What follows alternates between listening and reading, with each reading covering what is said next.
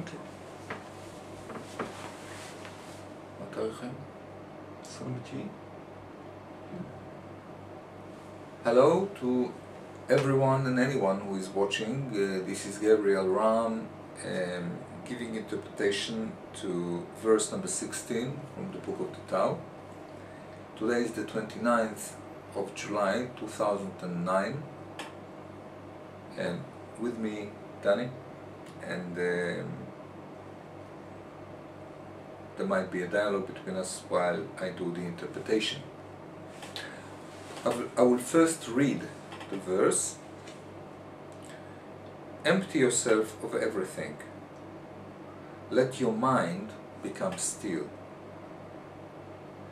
The 10,000 things rise and fall while the self watches their return. They grow and flourish and then return to the source. Returning to the source is stillness, which is the way of nature. The way of nature is unchanging. Knowing constancy is insight. Not knowing constancy leads to disaster. Knowing constancy, the mind is open. With open mind, you will be open-hearted. Being open-hearted, you will act royally. Being royal, you will attain the divine. Being divine, you will be at one with the Tao. Being at one with the Tao is eternal.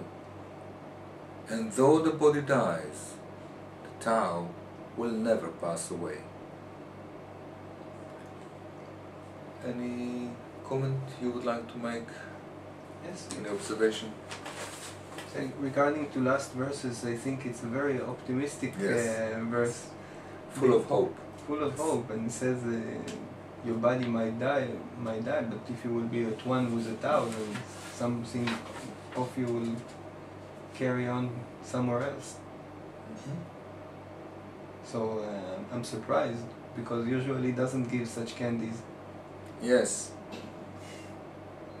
Yeah, you see, but it's interesting. One should read it carefully, the last two lines, which is, it's actually, it's written in a sequence. If that will happen, that will happen. If that will happen, that will happen.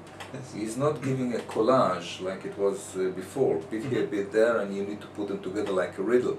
Yes. It's a sequence until it comes to the climax. Now the last two lines are, being at one with the Tao is eternal.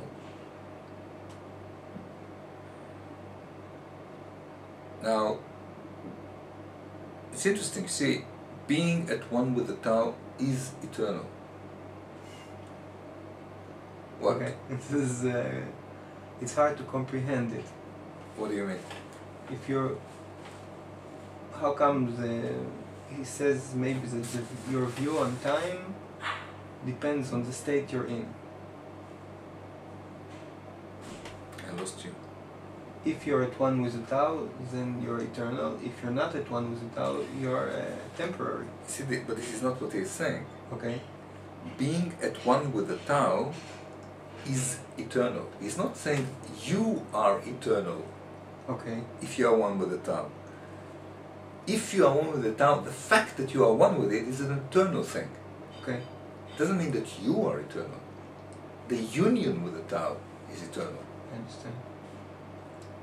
Maybe you're not. Okay.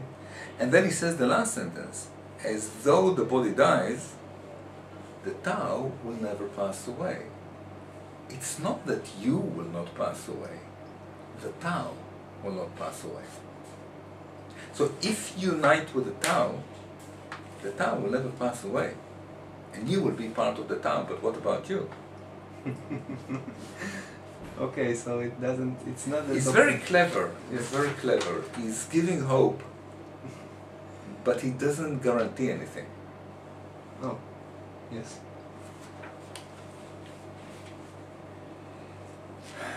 Well, you say to yourself, at last we found some text which is hopeful. Yes. You've got to ruin it as well.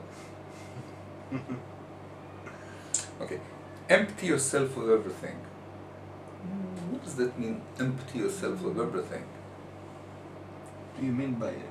Well, for me it sounds like a figure of speech, because there are things that are inside you, but you can't empty yourself of everything. You will become nothing. Yeah, okay.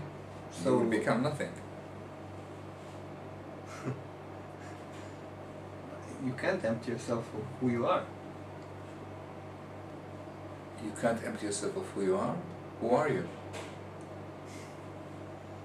I don't know, but I have a soul, I have emotions. You have?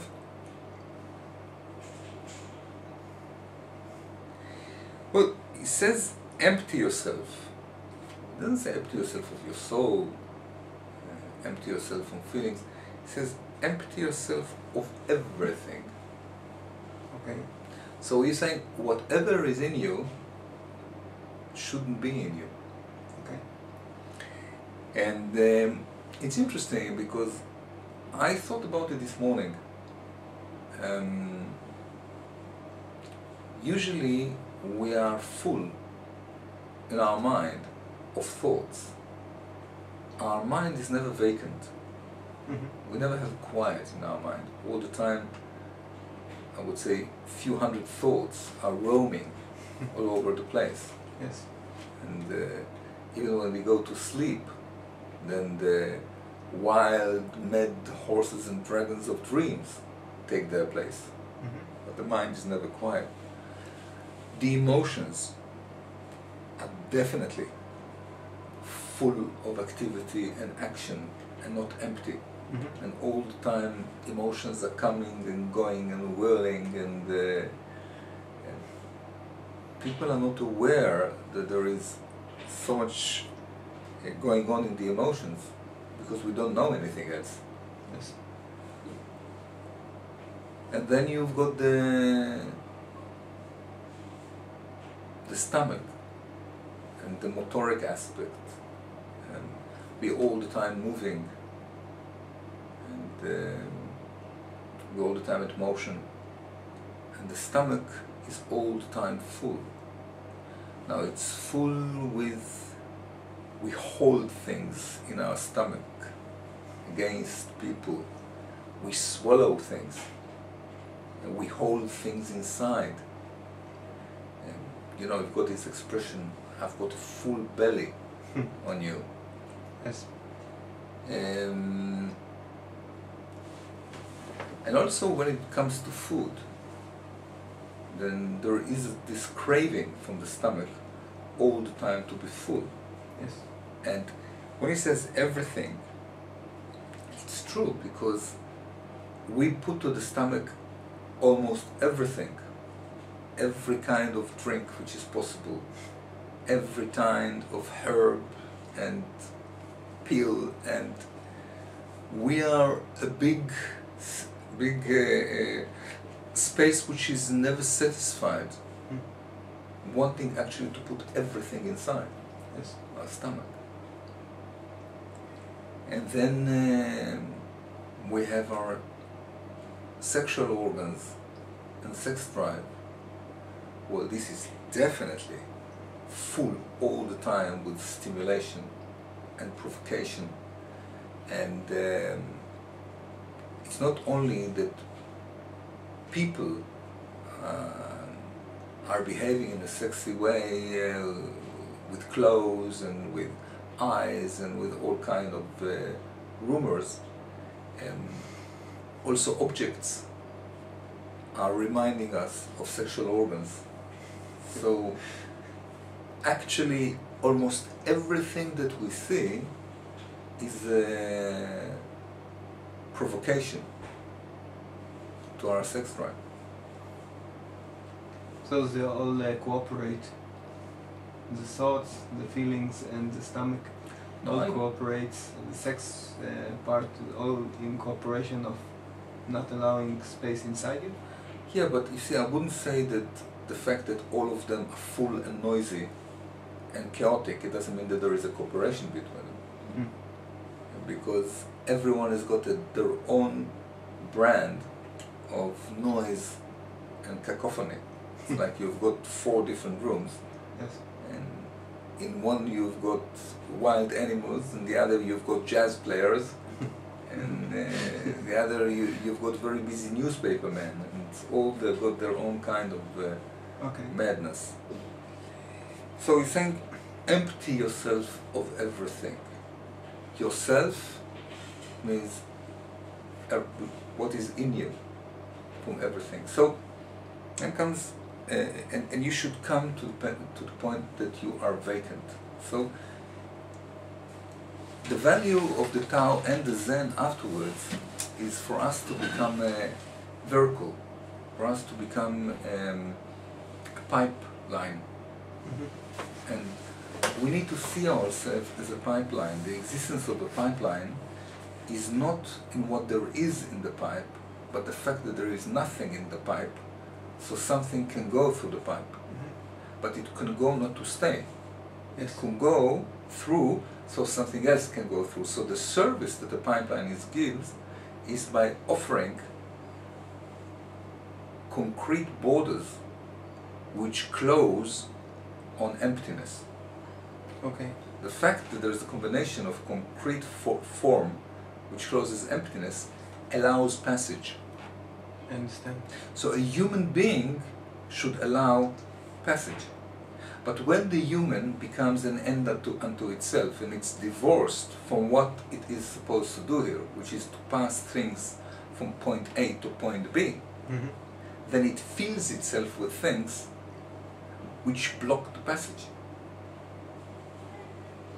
And we see the emptiness as provocation, as something which we need to fill. Like a person has got, let's say, a big space in his garden. People say, why don't you use it? Hire it, give it to people, get money. Well, you have this space. We've got space. What do we do with it? Keep it as a space, because something might use it. Who? Not you. Not me? So what is there is for me in it? Nothing. You're just a vehicle. Something should use you. Why should I let something use me? Because. But there is a deep question maybe that arises in me. How come by nature people are not allowing space? What I think a baby may be allowing space inside him. What happens to him while he grows that makes him see space as a provocation? Okay, it's a good question. The answer in short is ego. Ego is self-centeredness. It's the fact that you are you makes you fill up you with you, being busy with you, putting you in the center of you. It's like hotel is supposed to be a passage for guests. Yes. But if hotel manager will behave like human beings behave with a complex, then the hotel manager will invite some call girls and some buddies for drink, Yes, sir. and they will sit in the rooms, and when the guests will want to come in, they'll say to them, don't disturb us, we're having a good time. Okay. Basically, we want our complex for our own desires. Now, how come? How did it happen? Well, we have got some consciousness, some ability to know what is going on. And when you've got no consciousness at all, then you can't use the ego in the wrong way. Now, what is the ego? The ego basically is an insistence of self to make place in the world, Okay. and to insist on your right, and not to let other things push you to one side. Okay. If you put a seed in the ground, the ego of the seed is pushing the roots into the ground. Because if it won't have the drive, ego is a drive. If you won't have the drive to survive, you would let everything enclose you. Okay. So the seed says, no, I'm going to penetrate through the ground.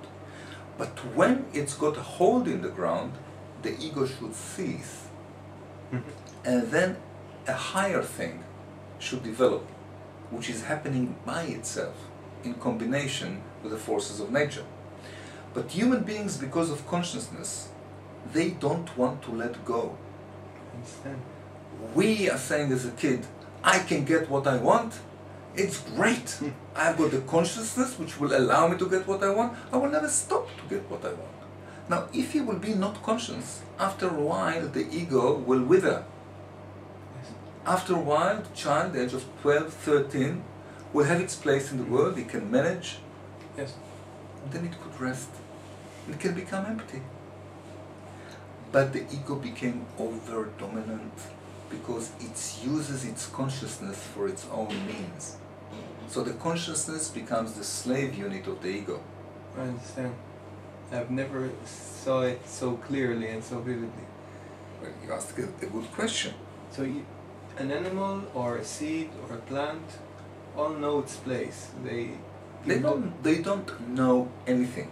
They don't have consciousness. They don't have consciousness, but they find their place, if you want the Yes. correct word, because they don't have any ability to know what to do. They can only be a vehicle. I mean, a plant can only process forces of nature. An animal is supposed to do what it's supposed to do, so forces of nature can come in and out of it. Yes. From the planet, from the sky into the planet, from the planet into the animal. All of us here are processing machines of force, Yes. each one according to a particular level. We are the crown, but because we are the crown, we are given consciousness, but we misuse it. I understand. You said that the ego should rest after the age of 13 approximately. Like the roots of the plant. At a certain point, the roots penetrate deep. Now, the bigger is the tree which is going to grow, the larger are the roots. Yes. And when there is the right proportion, which is very interesting, by the way, because it means that if you've got great people, they should have great ego. Yes. But if you've got a great person who has a great ego and the consciousness is not serving your greatness, It serves the then ego. you become a monster. I understand. That's amazing. So, we would empty yourself of everything. Let the mind... By the way, this is amazing that until now, we've been working on the first sentence of the verse. Yes. Empty yourself of everything. Let your mind become still. So, he's saying, you should empty yourself of everything so your mind will become still. Everything else is empty just for one thing, for your mind to be quiet. If the emotions are busy, the mind cannot be quiet. Noise from below causes disturbance above. It's like you've got neighbors below. If they dance, you can't sleep quietly. So a lot of people, and I said it before, who do a spiritual journey, work on their mind to quieten the mind. No. You should empty the emotions. If you've got excessive emotions, the volume of the emotions is reaching 100% of excitement, you should keep it very low, 30%. That's actually emptying the emotions. And then the mind can be quiet. The mind is quiet or not quiet because of excess activity below. We've got too much activity in our moving center. We're moving too much, doing too much, eating too much, sexing too much. Actually, not sexing too much. Thinking too much about sex.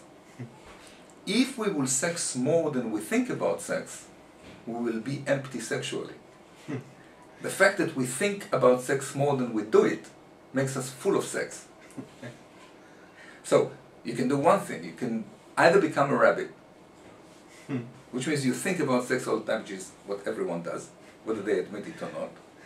And then they need to be rabbits to empty their excessive sexual preoccupation. Yes. Or you can decrease your sexual preoccupation, and then you wouldn't have to be a rabbit. I understand. But there is a problem, because everything around is causing provocation. Every movie, any television commercial, any dress of a woman and a man is a provocation. So whether we like it or not, we've got excess of sex. Anyway, I got to turn up to talk about sex. So the whole idea is that the mind will be quiet. Why? Why the whole idea that the mind will be quiet? The mind is actually the skeleton for consciousness. You've got brain, which is the main apparatus. You've got thinking, which is the mechanical workings of the brain. You've got mind, which is the higher intelligence of the thinking apparatus. Then you've got consciousness, which is actually the transmitting, receiving device of the mind. And it is like an antenna, which is transmitting messages to space and receiving messages from space. The consciousness could be intergalactic in the range of its wavelength. Yes. It can be very wide and receive everything. I mean, what we perceive with our mind is a fraction of what there is. The consciousness can perceive much more. And unless your consciousness is active, your ability of perception is very limited. Now, what will decide the ability of the consciousness to perceive is the quietness of the mind. And the quietness of the mind is decided by how your emotions, sex and motoric apparatus is empty. I understand. So the whole idea is to become an antenna. Eventually. Eventually. You should look at the television, look at the antenna and say, I want to become like you. Okay, so he's saying, let the mind become still. The 10,000 things rise and fall while the self watches their return. So he's saying, what is your job? To be a watcher. What? I want to live. The thing here is not about you living. Something should live through you. 10,000 things go through you, like waves in the sea, come and go. Yes. And you should be a witness. What? I've got this life just to be a witness. I want to experience it. Life is not for you. What? Life is not for you. You are here for life to go through. You should lend your apparatus to the forces of life. But if you think life is for you, you're stupid. It's like workers in the factory might think that all this factory is for them. Yes. We are here for service. So, while the self watches their return, so you've got these 10,000 things of creation moving through you, and they come and go, and they rise and fall, and all the time they go back, and you just watch. Now it's interesting that in the last few days I've been listening to an audiobook called Doors of Perception by Aldous Huxley. Amazing. Amazing. And he took mescaline under sort of professional supervision. Okay. What? What's your response? You heard about him? No. No. The Doors actually called their names after his book. And he's saying, when you take mescaline, you see that the whole idea of living is watching. He says, I can understand why the culture doesn't want people to take mescaline, because people wouldn't do anything. It's just watch. Because he says, I was sitting hours looking at my flannel trousers, completely fascinated by the wrinkles. It was a whole world. And when you are quiet inside, watching becomes a total experience. Yes. Everything you see sort of strikes you with immense power. You are connected and magnetized to the being of that which you are watching. You are becoming what you are watching. So this is the higher level of existence. Instead of something happening to you, you watch what is happening. But the impact of what is happening is much more amazing than what might happen to you. That's amazing. It is. So 10,000 sing, rise and fall while the self watches their return. They grow and flourish and then return to the source. It's like a fountain. Just watch and you see that thing comes, goes back all the time. That's life. Something goes, you go back to the source, then another wave comes up. And the man watches in fascination. All this is happening to him. Very much like the sea. Returning to the source is stillness, which is the way of nature. So it's interesting, you know, when you watch something goes to the source, there's something very quietening in seeing a cyclical thing, which rise and fall, go back to the root, which is life on earth. Yes. People get born and then they die. Maybe someone is watching us. And it's very much reminding me, I don't know if you have had the experience of watching flames in a fireplace. I watched a lot. It's magnetizing. Very magnetizing. So there is something very magnetizing in something that repeats itself. There is rise and fall. All the time goes back to the source. The same thing is what fascinates us when we look at the sea. Yes. The same thing should happen in us. We should be very peaceful about the fact that everything that rises up in us will fall back again. And we should be complete with this cycle. But we are not. We're interrupting this cycle. We want to advance. We want something which begins to move on. We actually ruin the circular motion of creation and we make out of it a linear line. Yes. The circular line of creation, of rising and falling and return to the source, is very feminine. We became masculine. We brought here a Martian aspect. Yes. The way of nature is unchanging. So you're saying all these things which comes and go, it's been all the time, and that's the pattern of life. I have a question, because I know that physics, or modern physics, says that things are fading out. They're actually not cycling, but they're fading out into nothingness. But what he's saying is that after the fading out, it will emerge back and continue. Yes. So he's saying that the universe is never going to end? Well, I don't think that he's talking about the universe. Physicists might talk about the universe.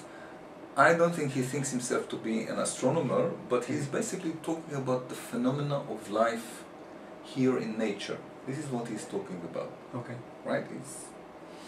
He's saying, returning to the source is stillness, which is the way of nature. He's talking about nature. About here on the planet, we are caught in a cyclical motion. Okay. The eternal repetition. Things here are locked in a loop. This is the bigger picture. Is it like that everywhere else? Not necessarily. But here we are locked. Why we are locked? There is another mystery into all this, but definitely it's locked. So he's saying the way of nature is unchanging. This is the way it is. Things coming and going, so they will disappear, and then something else will come for them. Now, that is constant. If there's anything constant, is the fact that things appear to disappear. That's constant. Yes. Now, knowing constancy, he says, is insight. So this is the first time that he's actually talking here about illumination. Before he's saying, quieten the mind, empty yourself. Good advices that the grandfather says to the kid. Okay. Be quiet. Then for the first time, he's saying, insight. First time he throws a promise there, a hope. If you do all that, and you move to one side and you empty yourself and you watch what is happening to you as though it's nothing to do with you, and you're fascinated by the cyclic motion, you see that everything is constant. It's doing it again and again. It's faithful and it's true to its own cyclical emotion. And when you know this constancy, you see that everything repeats itself and nothing will develop. This gives you insight. Your eyes will open. So when you are at peace with the fact that things are not really developing, things are like what old Ecclesiastes says, Kohelet. Yes. The sun, actually, the sun comes and the sun goes and everything stays the same under the sun. It's more or less what he's saying. Yes. But not like the bitterness of Kohelet. Yes.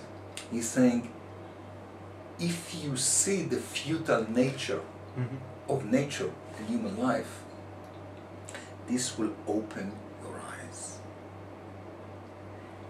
Not knowing constancy leads to disaster. If you can't be at peace with the fact that everything repeats itself with no point, basically, just to repeat itself, Yes. then you wouldn't have inner quiet. It will bring you disaster, because all the time you will hope that something will happen and nothing will happen because everything repeats itself. If you make mistakes, you will continue to do it, but you should be peaceful about it. Yes. You should look and say, here I'm doing the mistake again. I'm getting out of it, but I will be a fool again. Yeah, that's the way of things. I will never learn. So, Knowing constancy, the mind is open. So he's saying something very interesting. He's saying, look, life sucks. yes. Basically an existential view of life. Yes. Everything is stuck. Saying, if you become existential and you admit at the futile pointlessness of things here, it will open for you things. We all the time want to feel that everything is great, that God loves us. And we get nowhere. He's saying, no, he's saying the way to illumination goes through admitting that everything is pointless. On the face value of it. Then he's saying, knowing constancy, which means everything repeats itself, the mind is open. So you see, the New Age and religion feeds us all kinds of hopes. That if we do this, God would love us. If we do this, we get reincarnation. If we do this, and he's saying, listen, everything is stuck. But if you admit that everything is stuck, this will open your mind. So he's saying, you've got a quiet mind at the first stage, and the second stage, your mind will be open. Which means it will start to function. Not only it will be there to give you intelligence, but actually things will come to you. It will be open. Things will work through your consciousness. Actually, With an open mind, you will be open-hearted. Being open-hearted, you will act royally. So he's saying, when your consciousness is operative, and it's wide and perceptive, and you start to understand what is going on, and start to have wisdom about life, and start to penetrate into the deep knowings of what's going on, it will open your heart. The mind opens, it starts to, then your mind will become quiet. Not quiet, become open. And then you will act royally. So if the mind is operative, and if the heart opens, you start to behave like a noble man. So we are not noble, basically, and we act like peasants. Because our heart is closed, because our mind is closed, because we are full of everything, and because we do not believe that things are pointless and stuck. We believe in human progression. We believe that science will pave the way Yes. to advancement. He's saying, first rule, admit that things are stuck. Yes. You want to say something? Yeah, this is what I wanted to say. We are all closed-minded. Yes. Being open-hearted, you will act royally. So he's saying we all should be noble men and women. We should be aristocracy. Yes. But we apparently are not. We are peasants. And we will be aristocracy if your mind and heart will open. Because if they will open, things of high nature will pass through them. And this will make us finer human beings. Now we are coarse because nothing higher than us passes through us. And we are full of stuff that we just put in our emptiness so we won't feel our emptiness, so we won't be bored, which puts our level down. You want to be a noble man? Open your heart and mind. And this comes by watching the constancy of nature. Yes. Being royal, you will attain the divine. Being divine, you'll be one with the Tao. And he's saying the moment you do that, and you watch constancy of nature, and you see that everything is stuck, it will free you from the false hopes to reach something which is from Hollywood.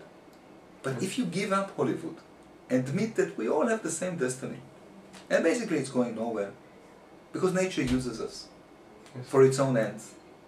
You don't know what is waiting for you, and it starts to shower it upon us one after the other. Your mind will open, your heart will open, you will act royally, you will attain the divine, and after being divine, not only attaining divine, being divine. So there is the great contradiction here, understanding that we are nothing, came from nothing, returning to nothing, but knowing that will put us to be divine. Wow. Being divine, you will be one with the Tao, whatever that is. Being at one with the Tao is eternal. So he is actually telling you, if you admit your shortfalls, if you admit your stupidity, and you admit that everything is futile, this will give you a hope to get out of the futility. But first you should admit it. First of all, you should be at peace with it. So there is a small window to get out from the loop. Yes, yes, he's saying being at one with the Tao, but now we return back to what I said in the beginning. Yes. He's doing a trick here. He's letting you fantasize that there is a window. Yes. But it's a closed window. Because he's saying being at one with the Tao is eternal. Is eternal. If you are one with the Tao, it's eternal for you. But do you become eternal? Probably. He puts that as a question. Puts it as a riddle. Okay. And though the body dies, you become hopeful. And you wait to hear what? Though the body dies, My soul will continue. my soul will continue. I will continue. He says, and though the body dies, the Tao will never pass away. Okay. So, he was a tricky old man, this Lao Tse, wasn't he? Yes. Alright, with this we finish verse number 16. 16. Thank you for watching.